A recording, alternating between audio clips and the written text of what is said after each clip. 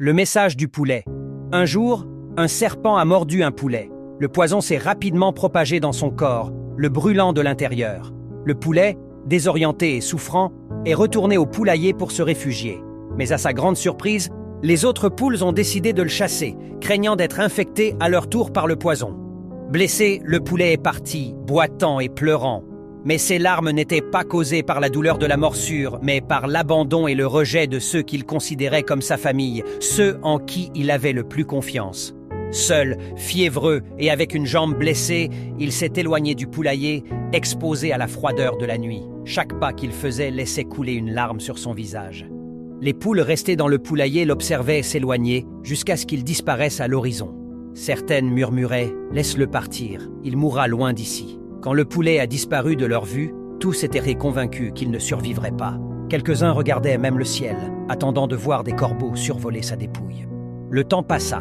Un jour, un colibri arriva au poulailler avec une nouvelle surprenante. « Votre sœur est vivante. Elle s'est réfugiée dans une grotte lointaine. Elle a survécu, mais elle a perdu une jambe à cause de la morsure. Elle lutte pour trouver de quoi se nourrir et a besoin de votre aide. » Un silence gênant envahit le poulailler. Puis, les excuses commencèrent. « Je ne peux pas y aller. Je dois pondre des œufs.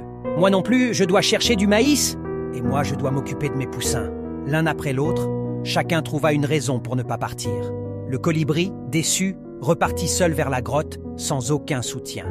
Le temps continua de s'écouler. Un jour, le colibri revint avec des nouvelles encore plus sombres. « Votre sœur est morte. Elle est partie seule, sans personne pour l'aider, ni pour l'enterrer. » Cette fois, un poids écrasant tomba sur tous ceux du poulailler. Un sentiment de regret profond les envahit. Certains arrêtèrent de pondre, d'autres laissèrent tomber le maïs qu'ils portaient. Ceux qui s'occupaient de leurs petits les oublièrent un instant.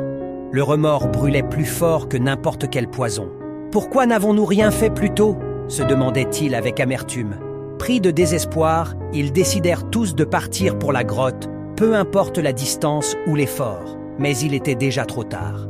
Quand ils arrivèrent à la grotte, ils ne trouvèrent pas le corps du poulet. À la place, ils découvrirent une lettre qui disait « Dans la vie, les gens hésitent souvent à faire un pas pour vous aider lorsque vous êtes en vie, mais ils parcourent des kilomètres pour vous enterrer une fois que vous êtes mort. Et la plupart des larmes versées aux funérailles ne coulent pas de douleur, mais de regret et de remords.